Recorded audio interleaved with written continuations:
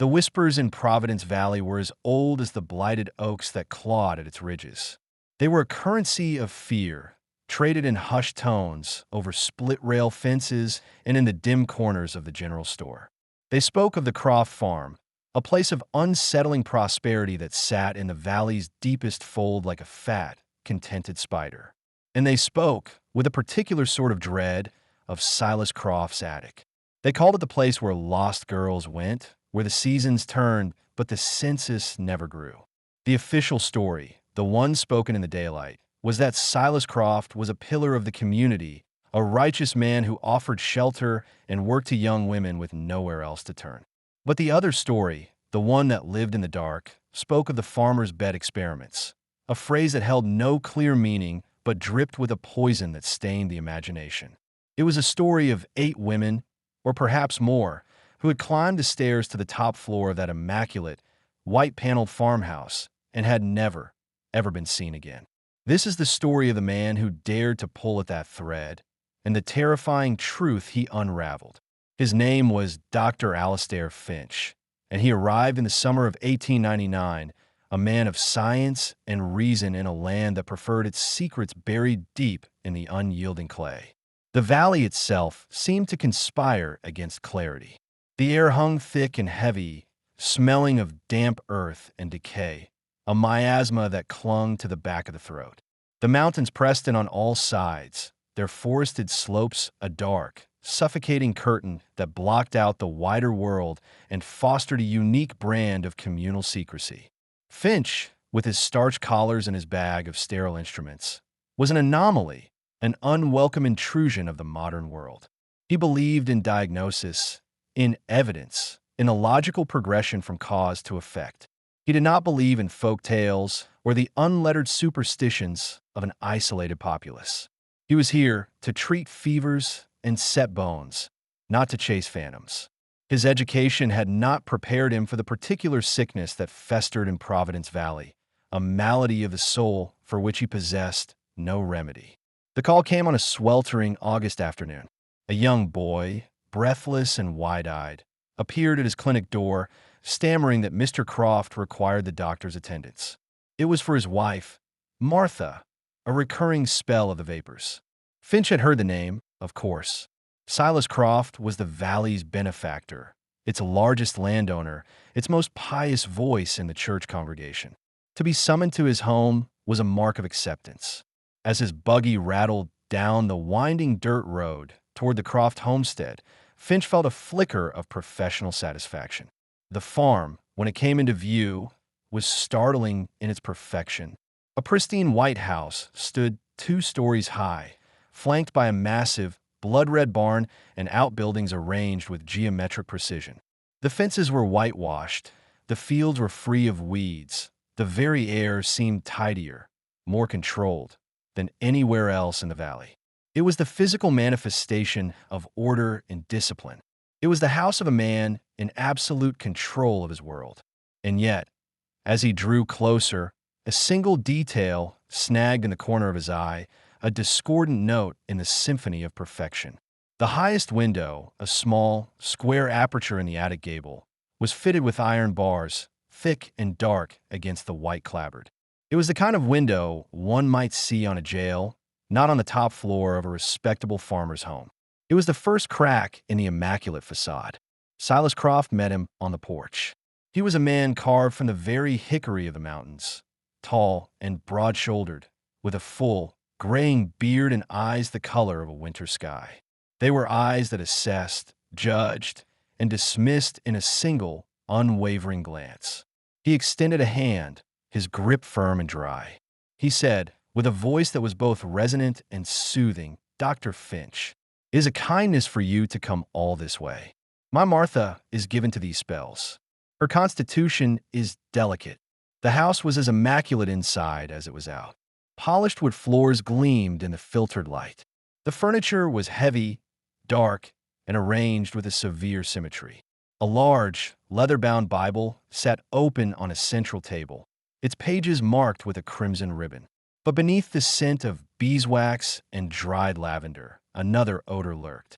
It was faint, almost imperceptible, a cloying, chemical sweetness mingled with something sour and unpleasantly organic. It was the smell of a sick room, but corrupted, as if sickness itself had been allowed to fester and turn upon itself. Finch was led upstairs to a master bedroom where Martha Croft lay listlessly in a four-poster bed. She was a pale, bird-like woman, lost in the voluminous sheets, her eyes darting nervously toward her husband with every question Finch asked. The examination was brief. She was frail, malnourished perhaps, but her vapors seemed more a condition of profound anxiety than any physical ailment. Finch recommended rest and a more nourishing diet, a prescription Silas Croft accepted with a grave, condescending nod, as if humoring the rituals of a lesser faith. As Finch was preparing to leave, he glanced down the upstairs hallway.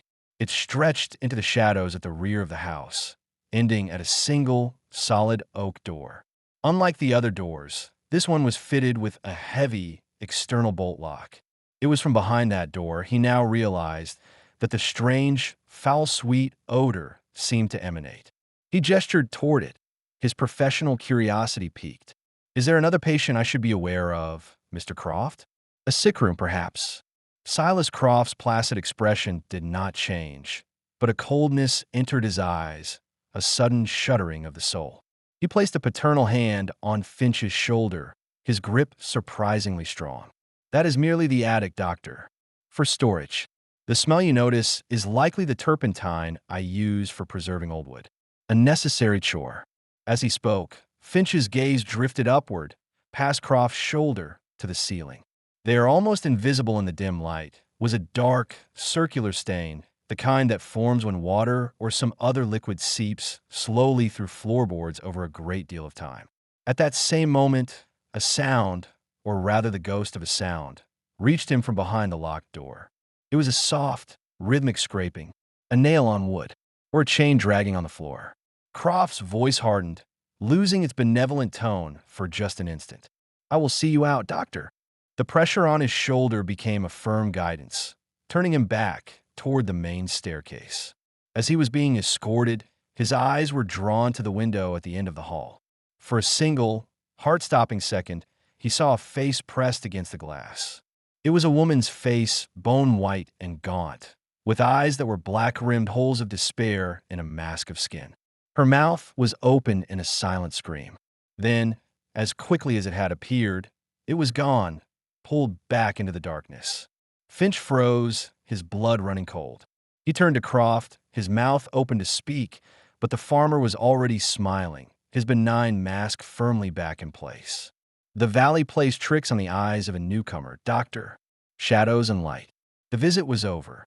As Finch guided his buggy away from the unervingly perfect farm, he could not shake the image of the barred window, the foul odor, the locked door, and the silent, screaming face. Reason and science offered no explanation, but a colder, more primitive instinct whispered a truth his modern mind was not yet willing to accept. He had not been in a house of healing. He had been in a tomb. The unease from the Croft farm settled into Alistair Finch's bones, a persistent, low-grade fever of the spirit. He could not erase the image of the woman's face, nor could he reconcile the iron bars and the locked door with Silas Croft's performance of pious charity. He began to ask questions discreetly at first. At the general store, while purchasing sutures, he mentioned his visit to the Croft homestead. He remarked, in a casual tone, "A fine property.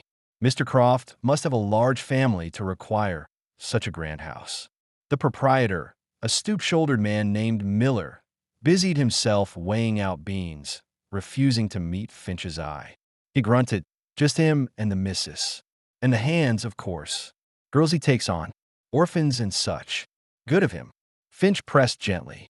"I see. I hadn't noticed any other women about the place." Miller slammed the scoop back into the bean barrel, a fine dust rising in the air. His voice dropped to a low, warning murmur. "Mr. Croft is a private man. A good man. He looks after his own. We look after our own, here in Providence Valley. Best you remember that, doctor." The message was clear, a threat wrapped in the guise of folksy wisdom. The conversation was over. Finch's next stop was the office of the county sheriff, a man named Brody. The office was little more than a dusty room with a pot-bellied stove and a desk buried under years of yellowed papers. Sheriff Brody was a large, soft man, his uniform straining at the buttons, his face perpetually flushed. He listened to Finch's concerns with a look of weary impatience. Finch described the barred window, the locked attic door, the fleeting glimpse of a distressed woman. Brody leaned back in his chair, which groaned in protest. He began to clean his fingernails with the tip of a hunting knife. "Doctor," he said, the title dripping with condescension, "you city folk have a taste for melodrama. Silas Croft is the bedrock of this community. He takes in stray girls, girls who'd otherwise end up in a ditch or worse. Gives them a roof, food, honest work. Sometimes they're unwell, troubled in the head. A man has a right to secure his own home, especially with troubled women under his roof." Finch bristled at the dismissal. "The woman I saw was not merely troubled. She was terrified. The conditions are unsanitary, and that door is bolted from the outside. That is not protection, Sheriff. That is imprisonment." The sheriff sighed, a long, gusty exhalation of exasperation. He set the knife down and fixed Finch with a hard stare. "Here is some free advice, doctor. You're the new man here. You tend to the measles and the broken arms. You leave men like Silas Croft to their business. He has done more for this valley than you could ever understand. You go poking your nose where it's not wanted, you're going to find this town gets real small, real fast. Do I make myself clear?" It was the same sentiment as the shopkeepers, but stripped of its flimsy wrapping. It was a command. A line had been drawn. Finch left the office feeling a chill that had nothing to do with the weather. The entire community, it seemed, was the secondary antagonist, a collective force dedicated to the enforcement of silence. The final pillar of the community he sought was the preacher, Reverend Michael, a man whose Sunday sermons on God's judgment were the talk of the valley. Finch hoped to appeal to the man's moral authority. He found him tending the roses outside his small, clapboard church. The Reverend listened patiently, his hands folded, his expression one of saintly concern. When Finch finished, the preacher smiled, a thin, bloodless gesture. "Ah, the zeal of the young. It is an admirable quality, doctor, but must be tempered with wisdom. Brother Silas is a God-fearing man. He has been tested, surely. He shoulders a great burden, taking in these fallen women, these Mary Magdalenes. His methods may seem severe to an outsider, but his goal is the salvation of their souls. Is it not a Christian duty to separate the sick from the flock, lest the whole flock become infected? His attic is not a prison, doctor. It is a quarantine for the soul." The sanctimonious justification was more revolting than the sheriff's blunt threat. It was corruption cloaked in the language of piety. Finch felt a surge of righteous indignation. He said, "And the bars on the window, Reverend, the bolt on the door, are those instruments of God's love?" The Reverend's smile never faltered. "They are instruments of man's protection against the chaos of sin. You see a jailer. I see a shepherd. Your perspective is of this world, doctor. You would do well to try and see with the eyes of faith." With that, the conversation was terminated. The triumvirate of the valley's power, commerce, law, and religion, had spoken with a single voice. The silence was not passive. It was an active, malevolent force, a wall built of fear, economic dependence, and a willful blindness that was more criminal than any single act. The consequences of Alistair Finch's inquiries were not long in coming. A sudden chill descended upon his practice. Patients with scheduled appointments failed to appear.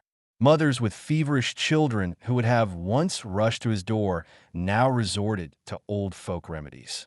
When he walked through the town's single dusty street, conversations would cease. Doors would quietly close. He was being ostracized methodically and completely, the community's immune system attacking a foreign body. His supplies from the general store were now left on the porch, paid for in advance, with no human interaction.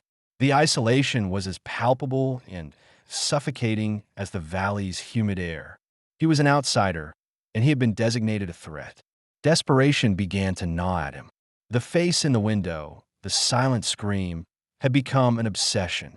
He could not let it go. One evening, sitting alone in his empty clinic, he recalled a fragment of gossip, a name spoken with a mixture of fear and scorn. Elspeth, the old midwife, the woman who lived at the edge of the dismal woods, the one they said knew all the valley's secrets, its births and its burials. The townsfolk called her a hedge witch, a purveyor of poultices and forbidden knowledge. If a wall of silence had been erected before him, he reasoned he must seek out the one person who had always lived outside its perimeter. The next day, he took a path he had been warned against, a winding track that dwindled into a barely there trail leading into the gnarled, ancient woods. The air grew cooler, the light dimmer. The woods felt watchful. After a mile, he came to a small clearing and a cottage that seemed to have grown from the earth itself. Its roof was patched with moss, and smoke curled from a stone chimney. This was Elspeth's domain. She was in the garden, a crooked figure in a drab, homespun dress, her back to him as she gathered herbs. She did not turn as he approached, as if she had sensed his arrival long before he cleared the trees. Her voice was raspy, like dry leaves skittering across stone. "The town doctor. You're a long way from your clean bottles and your powders." Finch stopped, keeping a respectful distance. "My name is Alistair Finch. I was told you might be able to help me." She finally turned. Her face was a roadmap of a long and difficult life, her eyes as sharp and knowing as a hawk's. She looked him up and down, her gaze missing nothing. "Help you? The town has no use for you, so you come to the old witch in the woods. Is that the way of it?" Her words were sharp, but there was no real venom in them, only a weary cynicism. Finch decided that directness was his only currency. He said, "I'm concerned about the Croft farm. I am concerned about the women who are said to work there." Elspeth's expression hardened. She straightened up, her eyes narrowing. "Concern is a cheap coin, doctor. The valley is full of it. It buys nothing." Finch took a step closer, his voice low and earnest. "I was inside the house. I saw a woman in the attic window. They have her locked in.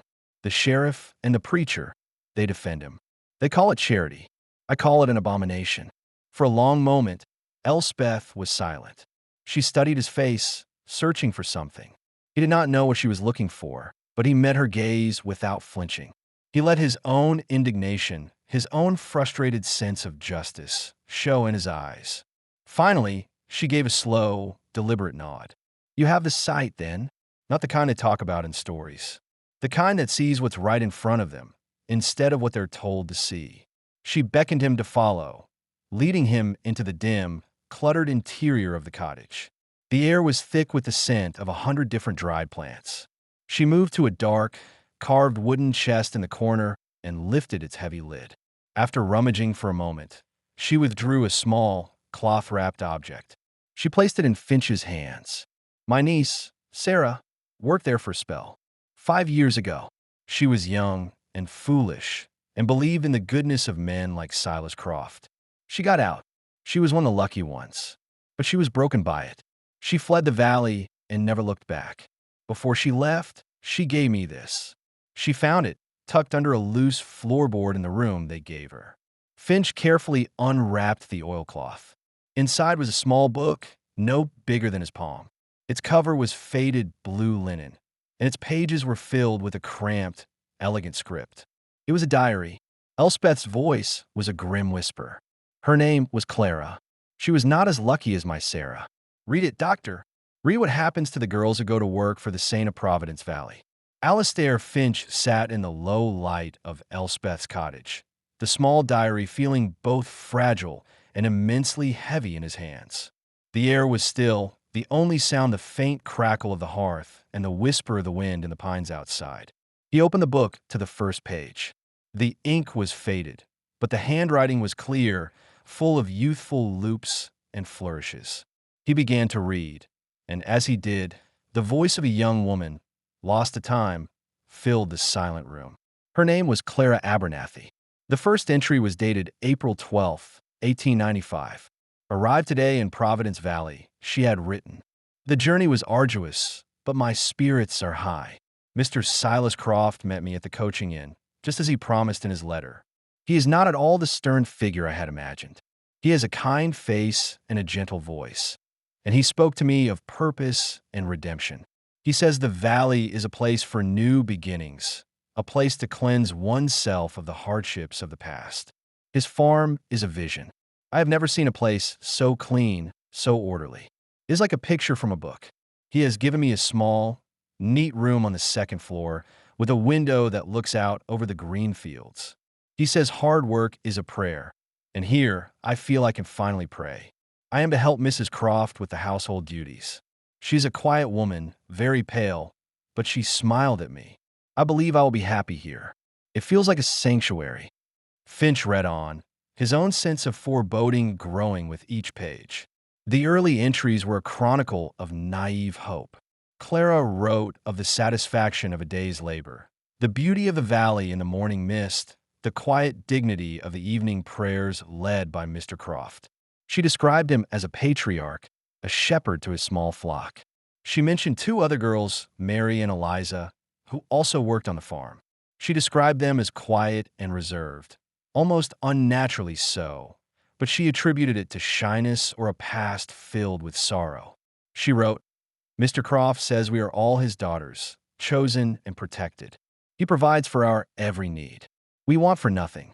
But as April turned to May, a new tone, a subtle thread of anxiety, began to weave itself into the narrative. An entry from mid-May read, the rules of the house are stricter than I first supposed. We are not permitted to leave the farm property without Mr. Croft's express permission, which he says is for our own safety, as the woods can be treacherous. We are not to speak to any of the male farm hands. All our letters, both incoming and outgoing, must be given to Mr. Croft to be posted. He says it is to ensure propriety. I find it unusual, but he is a man of God, and I must trust in his wisdom. Finch felt a cold knot tighten in his stomach. He recognized the language of control, masquerading as protection. He turned the page. The entries grew shorter, more furtive. There is a door at the end of the upstairs hall, one read. It is always locked, bolted from the outside. Sometimes, late at night, I hear noises from behind it. A soft crying. Last night, I heard a tray of dishes clatter, and then a man's voice, Mr. Croft's voice, raised in anger. It was not his usual calm tone. It was cold and terrible. When I asked Mary about it in the morning, she went pale and told me never to speak of the attic door. She said it is where the unwell girls are kept, for their own good and for ours. The phrase struck Finch like a physical blow. It was the same lie the sheriff had told him, the same lie the Reverend had sanctified. It was the valley's official story, passed down to the victims themselves. He read the final entry in this section of the diary, dated June 1st. I am afraid. Eliza is gone. Yesterday, she was working in the laundry with me. Today, her room is empty. Her things are gone. Mrs. Croft will not meet my eyes. When I found the courage to ask Mr. Croft where Eliza had gone, he smiled his gentle smile and told me her family had sent for her, that she had gone back east. But I saw her ribbon, the blue one she always wore in her hair, lying on the floor outside the attic door this morning. He is lying. I know he is lying. Where did Eliza go? What is in that room? The elegant script had become a frantic, almost illegible scrawl. The diary of a hopeful young woman had become the testament of a prisoner. The diary of Clara Abernathy was a descent into a quiet hell. As Finch read on, the pages chronicled the methodical erosion of her world. The once hopeful entries gave way to a journal of fear, a litany of small terrors that accumulated into an atmosphere of absolute oppression. An entry from early June was stark. Mary is not the same. A week ago, she was called to Mr. Croft's study for a private consultation. She returned hours later, her eyes glassy and unfocused. She does not speak. She only hums a little tune, a child's nursery rhyme, over and over. She moves as if in a dream. During dinner, she dropped a spoon, and the clatter made her flinch so violently she began to weep. Mrs. Croft led her away. I believe she has been given something. Laudanum, perhaps. There is a sweetness on her breath. Mr. Croft says she is having another one of her spells, and requires rest. He says her mind is weak, susceptible to melancholy. He is making her disappear right in front of my eyes. The narrative was suffocating. Clara described the house as a maze of unspoken rules and silent menace. She was watched constantly by Silas, by his wraith-like wife, even by the landscape itself. The windows of the house became eyes. The wind in the eaves became a whispering voice. Her world had shrunk to the polished floors and the suffocatingly clean rooms of the Croft farmhouse. Then came the entry that made Finch's blood run cold. It was written in a shaky, terrified hand, crammed into a corner of the page, as if recorded in great haste. I heard them talking. Mr. Croft and a visitor, a man from the city, well-dressed. They were in the study, and the door was ajar. I was polishing the hall floor. I could not help but overhear. The visitor was asking about Mr. Croft's work. Mr. Croft laughed. He said, "The subjects are healthy. The lineage is pure. It is a slow process, a culling of weakness. One must be patient to see the fruits of such selective husbandry." The other man asked about the failures. Mr. Croft's voice became like ice. He said, "Failures are removed. The soil is enriched. It is all part of the great cycle." Then he said the phrase, the one I have heard whispered. He called them his bed experiments. I do not know what it means, but the sound of it, the way he said it, it was the voice of a man talking about cattle, not people. God help me, what is this place? The phrase, the farmer's bed experiments, was no longer a vague, superstitious rumor. It was real. It was a name Silas Croft had given to his own monstrous work. Finch felt a wave of nausea. He imagined Clara, on her hands and knees, listening to this conversation, her blood turning to ice water. This was not a madman's delusion. It was a project, cold, rational, and evil. The final entries of the diary were a portrait of pure terror. He knows I heard him. I can see it in his eyes. The kindness is gone. When he looks at me now, he is measuring me. He commented on my hair, on the shape of my hands. He made me stand before him, turning me this way and that, as one would a horse at auction. He said I have a strong constitution. He said I would be suitable. I tried to run. I made it to the edge of the woods, but the farmhands found me. They brought me back. Mr. Croft was not angry. He was disappointed. He told me he was moving me to a quieter room where I would not be disturbed. He was smiling when he said it. I am writing this in my room. I can hear his footsteps in the hall. He is coming for me. He is coming to take me to the attic. The very last entry was a single, smeared sentence, written with such force that the nib of the pen had torn the page. My name is Clara Abernathy. If you find this, tell my mother. Do not let him erase me. The diary ended there. The rest of the pages were blank. Finch closed the book, his hand trembling. The silence in Elspeth's cottage was now heavy with the ghost of Clara's final, desperate plea. He knew now. The whispers were true. The face in the window, the locked door, the vanished girls. It was all real. This was not a matter for a doctor. It was a matter of pure, unadulterated evil. Elspeth was watching him, her ancient eyes filled with a grim understanding. "Now you know," she said, her voice barely a whisper. "Now you carry it too." The diary was a testament, but it was not proof. It was the word of a frightened girl against that of a man who was the law, the church, and the economy of Providence Valley all rolled into one. Alastair Finch knew that to confront Sheriff Brody with this would be futile. The book would be dismissed as fantasy, hysterical females, ramblings, and it would disappear into the black hole of Brody's desk, likely ending up in Silas Croft's hands. Finch would be branded a lunatic and run out of the county, and the fate of the women in the attic would be sealed forever. No, he needed something more. He needed something cold, something undeniable. He needed Croft's own words, his own hand. He needed to get back inside that house. The memory of the study, with its rows of books and its air of sober authority, returned to him. A man like Croft, a man obsessed with order, with a project, would keep records. It was the very nature of his vanity, of his God complex. He would document his work. A pretext for another visit formed in Finch's mind, a desperate and dangerous gamble. He would return for a follow-up visit to check on the delicate Mrs. Croft. It was his duty as a physician, a perfect excuse. He would have to find a way to separate Croft from his study. He spent a sleepless night, the words from Clara's diary burning in his mind. The next morning, he packed his medical bag, his hands feeling clumsy, his heart hammering against his ribs. The ride to the Croft farm was different this time. The beauty of the landscape seemed grotesque, a painted mask over a rotting corpse. The perfect white house no longer looked orderly. It looked predatory. He found Silas Croft inspecting his fences, a picture of rustic diligence. Finch adopted a professional, concerned tone. "Mr. Croft, I was reviewing my notes on your wife. I have some concerns about her diet and the dosage of her nerve tonic. I'd like to examine her again, if I may. And perhaps I could speak with her alone to ask some more delicate questions." The request to speak with Martha alone was the key. It was a subtle challenge to Croft's absolute control. For a moment, Croft's eyes narrowed. He studied Finch, suspicion warring with his need to maintain the appearance of a concerned husband. To refuse would be to admit he had something to hide. Finally, he gave a curt nod. "As you wish, doctor. Her health is my primary concern. I will be in the barn, overseeing the threshing.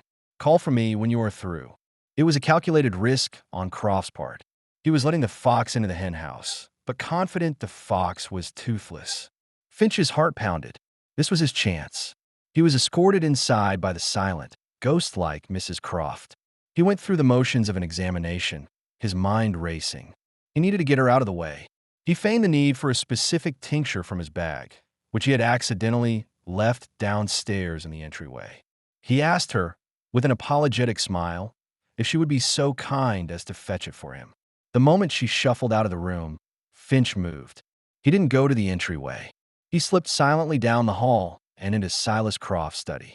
The room was just as he remembered, dark, oppressive, and smelling of old paper and leather. His eyes scanned the shelves, the desk. Where would a man hide his darkest secrets? Not in plain sight, but not buried too deeply. A man like Croft would want his records close, to be savored, to be reviewed. Finch's eyes fell upon a large, roll-top desk. It was locked. He tried the drawers one by one. All locked. Frustration mounted. He could hear the faint sounds of the threshing machine from the barn, a rhythmic, mechanical heartbeat counting down his time.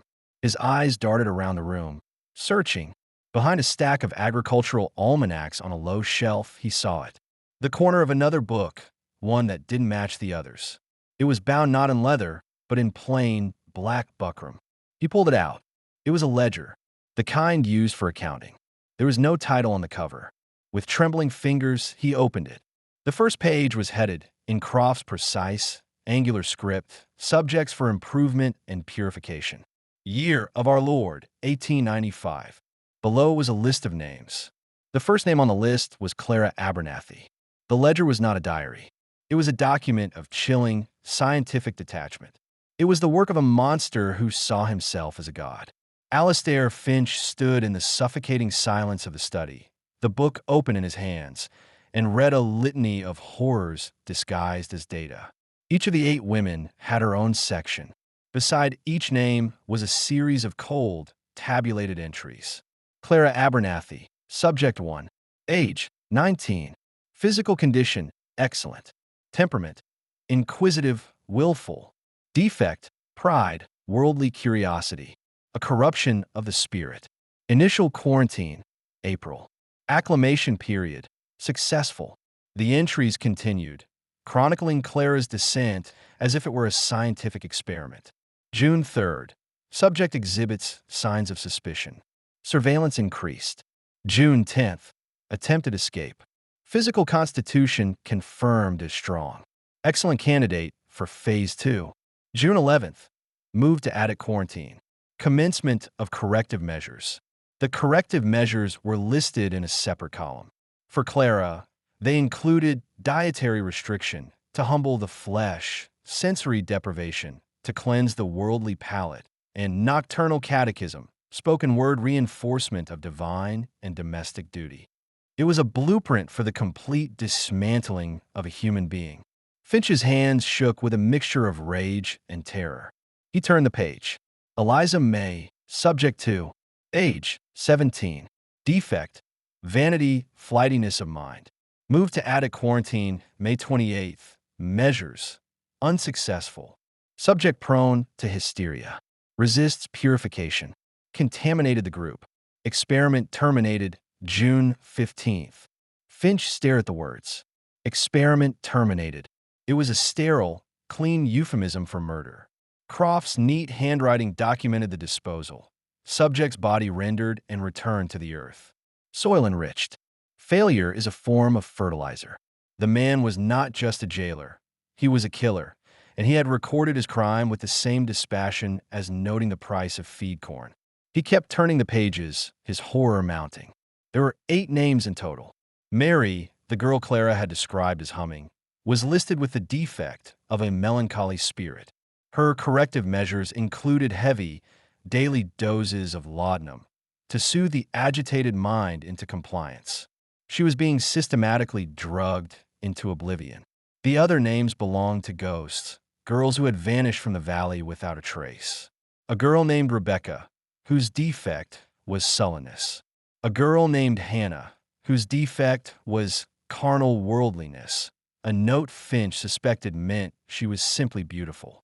Each had a clinical, dehumanizing summary of her physical attributes, her perceived spiritual failings, and the experiments being performed upon her. The most recent entries were for a girl named Alice. Subject 8. Acquired March 1899. Age 16. Defect feeble-minded. Suitable for breeding experiment. Lineage weak but pliable. Below this, Croft had begun a new, horrifying section titled Progeny Trials. He was using these captive, tortured women in a twisted attempt at eugenics, a perverse effort to breed what he considered the perfect, docile, female specimen. He was not just torturing them, he was using them like livestock. This was the true meaning of the bed experiments. It was a breeding program run by a religious fanatic who believed he was doing God's work, culling the human herd of its impurities. The final, damning piece of evidence was a small, hand-drawn map of the attic, showing the position of 8 small, sectioned-off cells. Each cell was numbered, and next to 6 of the numbers was a name. Clara, Mary, Rebecca, Hannah, 2 others, and Alice. They were still there. All of them. 2 of the cells were marked vacant, awaiting new subjects. The scraping sound Finch had heard, the face in the window, it was all real. He was standing in the administrative office of a private hell, and the inmates were just a floor above him. He heard the shuffling footsteps of Mrs. Croft returning down the hall. He had to move. He could not take the ledger. Its absence would be noted immediately. Instead, he did the only thing he could. He tore out a single, damning page, the page detailing the termination of Eliza May and the current status of the 6 living prisoners. He folded the page ganjier and secreted it in his inner coat pocket. He placed the ledger back exactly where he had found it, behind the almanacs, just as Martha Croft entered the study, his medical bag in her trembling hands. The folded page from the ledger burned a hole in Alastair Finch's pocket. It was the truth, written in the killer's own hand. He left the Croft farm in a state of controlled panic, nodding politely to Silas Croft, who was now walking from the barn, his face a mask of geniality. The farmer's parting words, "I trust you found my wife's condition satisfactory, Doctor," were layered with a menacing irony that made Finch's skin crawl. He drove his buggy not to his clinic, but directly to Sheriff Brody's office. He burst in without knocking. The sheriff was half asleep at his desk, his boots propped up. He looked at Finch with irritation. "What is it now, Doctor?" "I'm a busy man."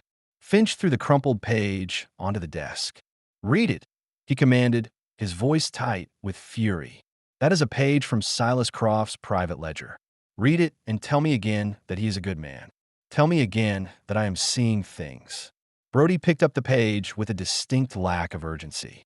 He squinted, his lips moving as he slowly deciphered Croft's neat script. Finch watched the man's ruddy complexion slowly drain away, replaced by a pasty, grayish pallor.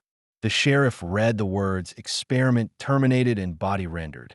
He read the names of the women still being held. The paper began to tremble in his hand. He looked up at Finch, his eyes wide with a fear that had nothing to do with justice and everything to do with self-preservation. "Where did you get this?" he whispered, his voice hoarse. "From his study. He is a murderer and a torturer, and there are 6 women locked in his attic right now. You are the law in this valley. We have to go there. We have to get them out." Brody shot to his feet, but not with purpose. He began to pace the small office like a caged animal. He ran a hand through his thinning hair. "You fool," he hissed. "You complete and utter fool. Do you have any idea what you've done?" "What you're asking? I'm asking you to do your job." Finch shot back, his voice rising. Brody slammed his meaty fist on the desk, rattling the papers. "My job? My job is to keep the peace. Silas Croft owns the mill that employs half this town. He holds the bank notes for a dozen farms, mine included. He sits on the church board. He's not a man, doctor. He's the foundation. You pull him out, and the whole valley collapses. You think people will thank you for that?" The confession was disgusting in its honesty. It was a conspiracy not of malice, but of pure, unadulterated cowardice. "So you'll do nothing?" Finch asked aghast. "You let him keep them? Let him kill them." The sheriff wouldn't meet his eyes. He stared at the floorboards, his face a mask of weak, resentful misery. He muttered, "This is not your concern. You give me that paper. I'll look into it." Quietly, Finch snatched the page back from the desk. "No, I see now. There is no law in this valley but Silas Croft. I will not be complicit in this." He turned and walked out, leaving the sheriff standing in his dusty office, a man utterly defeated by his own lack of courage. Finch was truly alone. The sun was beginning to set, painting the sky in lurid shades of orange and purple. Darkness was coming, and with it, he knew, came Croft's world. The nocturnal catechisms, the experiments, the terror. He could not wait for a dawn that would bring no help. He went to his clinic and did not pack his medical bag. He took a heavy iron pry bar from his tool shed. He took a lantern and a fresh tin of oil. He was no longer a doctor going to a patient. He was a man going to war. As night fell, complete and total, he made his way back to the Croft farm, staying off the main road, moving through the fields and shadows like a phantom. The house was lit from within, a beacon of false warmth in the oppressive dark. He watched, his heart a cold, heavy stone in his chest, until the last light on the ground floor was extinguished. He waited one more hour. Then, under the cold, indifferent light of a sliver of moon, he approached the house. He would not be a witness.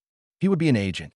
He pried open a window to the pantry, the splintering wood a gunshot in the silent night, and slipped inside. The house was a different entity at night. It was a breathing thing full of creaks and groans. The air was cold, and the cloying, chemical-sweet smell was stronger, seeping from the very walls. Alistair Finch moved with a hunter's stealth, his lantern casting long, dancing shadows. His destination was the upper floor, the locked oak door at the end of the hall. He ascended the main staircase, each step a protest of groaning wood that seemed to scream his presence into the stillness. He reached the upstairs landing and paused, listening. There was no sound but the frantic beating of his own heart. He moved down the hallway, past the master bedroom where the Crofts slept, his every muscle tense. He reached the attic door. The heavy bolt was shot, a bar of dark iron securing the horrors within. He had no key. He raised the pry bar. The first attempt to force the lock was met with a screech of tortured metal that echoed through the house. He froze, expecting a shout, the sound of a door opening. Nothing. He set his shoulders and leveraged the bar again, putting his entire weight into it. The wood around the bolt plate splintered. Again, he pushed, a grunt of effort escaping his lips. With a final, explosive crack, the jamb gave way and the door swung inward on a single, groaning hinge. The stench that rolled out of the darkness was a physical blow. It was the smell of sickness and despair, of unwashed bodies and human waste, of stale food and something else, something metallic and rotten. It was the smell of profound, long-term misery. He raised his lantern, and the light cut into the blackness. The space was just as the ledger had described. It was a long, narrow attic, the air thick with dust motes dancing in the lantern's beam.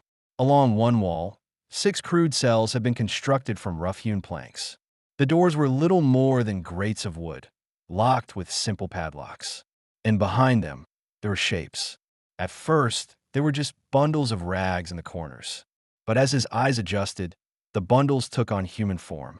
In the first cell, a woman with a shaved head sat rocking back and forth, humming a nursery rhyme, her eyes vacant. It was Mary. In the next, a skeletal figure lay on a thin pallet, her face turned to the wall. Further down, another woman, Clara, clawed weakly at the wooden bars, her face a mask of gaunt, desperate hope, her eyes shining with a feverish light at the sight of the lantern. "He's here," she rasped, her voice a dry crackle. "He's come." A man's voice, cold and filled with a terrifying calm, spoke from the bottom of the attic stairs. "The doctor. I should have known your curiosity would be your undoing." Finch spun around. Silas Croft stood there, holding a lit candle.